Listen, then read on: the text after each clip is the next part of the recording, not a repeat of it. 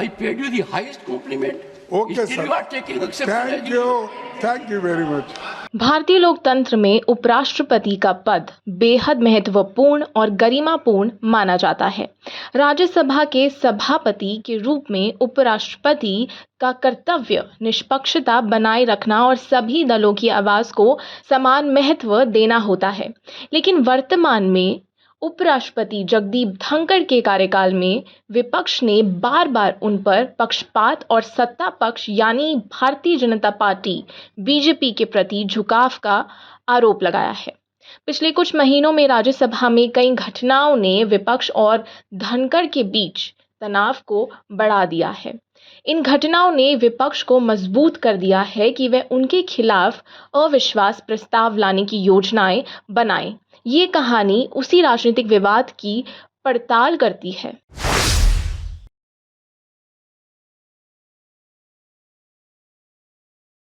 दिसंबर 2023 संसद का शीतकालीन सत्र। राज्यसभा में महिला आरक्षण विधेयक पर चर्चा चल रही थी। विपक्ष ने सरकार की नीतियों और इस विधेयक के कार्यान्वयन पर सवाल उठाए, लेकिन विपक्ष के नेताओं का आरोप था कि उपराष्ट्रपति जगदीप धनखड़ ने बार बार उनकी आवाज दबाने की कोशिश की। मल्लिकार्जुन खड़गे नेता प्रतिपक्ष ने सदन में नाराजगी व्यक्त करते हुए कहा, ये सदन की गरिमा के खिलाफ है। उपराष्ट्रपति जी विपक्ष की बात सुनने के बजाय सत्ता पक्ष को बढ़ावा दे रहे हैं। इस दौरान जब कांग्रेस सांसद रणदीप सुरजेवाला ने बेरोजगारी और महिलाओं के सुरक्षा पर सवाल उठाए, धनखड़ ने उन्हें रोकते हुए कहा कि ये विषय विधेयक से संबंधित नहीं है। इससे विपक्ष भड़क उठा और सांसदों ने सदन से वॉकआउट कर लिया। टीएमसी के सांसद डेरेक ओब्रायन ने धनखड़ पर तीखा हमला करते हुए कहा, उपराष्ट्रपति जी सदन को तानाशाही तरीके से चला रहे हैं। ये लोकतंत्र की हत्या है।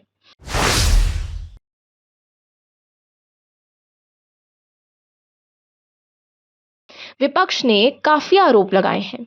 बीजेपी के प्रति झुकाव। विपक्ष का आरोप है कि जगदीप धनखड़ ने संसद की कार्यवाही में बार बार सत्ता पक्ष का पक्ष लिया है। मणिपुर हिंसा पर चर्चा के दौरान उन्होंने बीजेपी नेताओं को बचाव करने के लिए पर्याप्त समय दिया, लेकिन विपक्ष की बातों को बार बार काटा। अडानी ग्रुप के घोटाले पर चर्चा की मांग को बार बार खारिज कर दिया। कांग्रेस सांसद शशि थरूर ने इसे न्यायपालिका और कार्यपालिका के बाद अब विधायिका में भी निष्पक्षता का अंत करार किया। संसदीय प्रक्रियाओं की अनदेखी भी हुई। विपक्ष का दावा है कि धनखड़ ने संसदीय परंपराओं का पालन नहीं किया। विवादास्पद डाटा संरक्षण विधेयक को संसदीय समिति में भेजने की विपक्ष की मांग को अनसुना कर दिया गया। जब विपक्ष ने सरकार से मणिपुर हिंसा पर बयान देने को कहा तो उन्होंने इसे गैर जरूरी मुद्दा बताया। विपक्ष की आवाज को दबाना। धनखड़ पर यह भी आरोप लगाया गया कि उन्होंने विपक्ष के नेताओं को बार बार टोका, काटा, उनकी बात पूरी होने से पहले ही रोक दिया। 2023 के बजट सत्र में उन्होंने विपक्ष को 20 बार रोका, जबकि सत्ता पक्ष को निर्बाध रूप से बोलने दिया।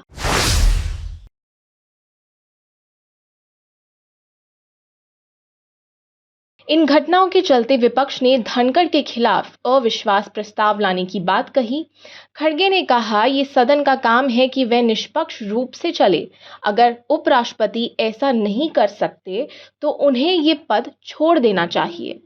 टीएमसी कांग्रेस के नेता महुआ मोइत्रा ने ट्वीट किया, लोकतंत्र खतरे में है। धनखड़ जी को सिर्फ बीजेपी के सभापति के रूप में काम करना बंद कर देना चाहिए।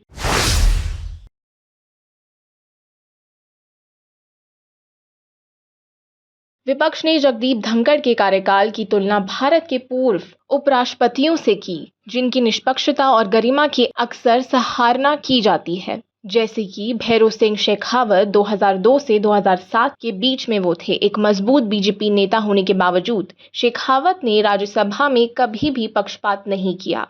विपक्ष और सत्ता पक्ष दोनों के नेताओं ने उनकी निष्पक्षता की प्रशंसा की। हामिद अंसारी 2007 से 2017 तक थे वो।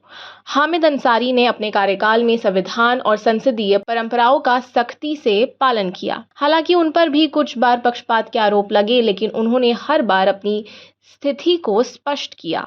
एम वेंकैया नायडू 2017 से 2000 22 तक। वेंकैया नायडू, जो बीजेपी के वरिष्ठ नेता थे, उन्होंने राज्यसभा में सभी दलों को समान रूप से समय देने का प्रयास किया।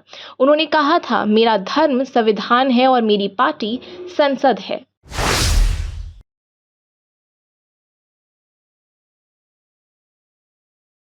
धनखड़ के खिलाफ अविश्वास प्रस्ताव लाना आसान नहीं होगा। बीजेपी के पास राज्यसभा में बहुमत है और अविश्वास प्रस्ताव का पास कराना विपक्ष के लिए मुश्किल होगा।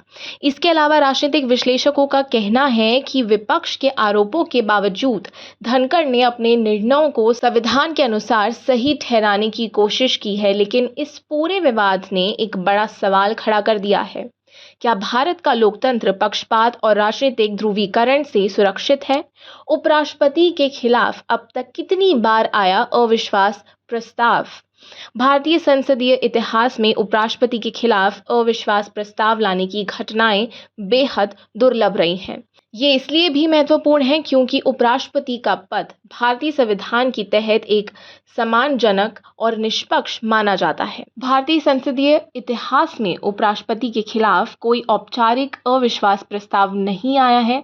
ऐसा इसलिए है क्योंकि उपराष्ट्रपति का पद आमतौर पर पार्टी राजनीति से ऊपर होता है। राज्यसभा में बहुमत की जटिलता और इस पद की गरिमा के चलते विपक्ष ने कभी भी इस तरह का कदम नहीं उठाया है। क्या जगदीप धनखड़ का मामला पहला है? विपक्ष द्वारा जगदीप धनखड़ के खिलाफ अविश्वास प्रस्ताव की योजना अगर पूरी होती है तो ये भारतीय लोकतंत्र के इतिहास में पहली घटना होगी।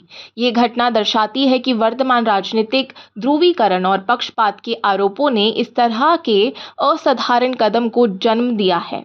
हालांकि प्रस्ताव पास होना मुश्किल है क्योंकि बीजेपी के पास राज्यसभा में बहुमत है।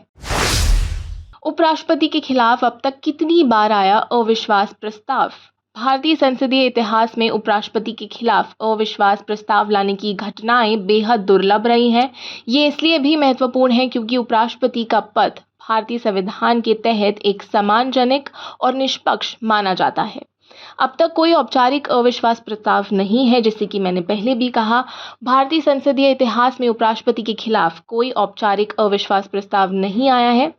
राज्यसभा में बहुमत की जटिलता और इस पद की गरिमा के चलते विपक्ष ने कभी भी इस तरह का कदम नहीं उठाया है। विपक्ष द्वारा जगदीप धनखड़ के खिलाफ अविश्वास प्रस्ताव की योजना अगर पूरी होती है तो ये भारतीय लोकतंत्र के इतिहास में पहली घटना होगी। ये घटना दर्शाती है कि वर्तमान राजनीतिक ध्रुवीकरण और पक्षपात के आरोपों ने इस तरह के असाधारण कदम को जन्म दिया है। और आप हमसे जुड़े रहने के लिए सब्सक्राइब करें YouTube पर, फॉलो करें Twitter पर और लाइक करें Facebook पर। और ज्यादा जानकारी के लिए आपको टाइप करना होगा सिर्फ न्यूज़ नशा।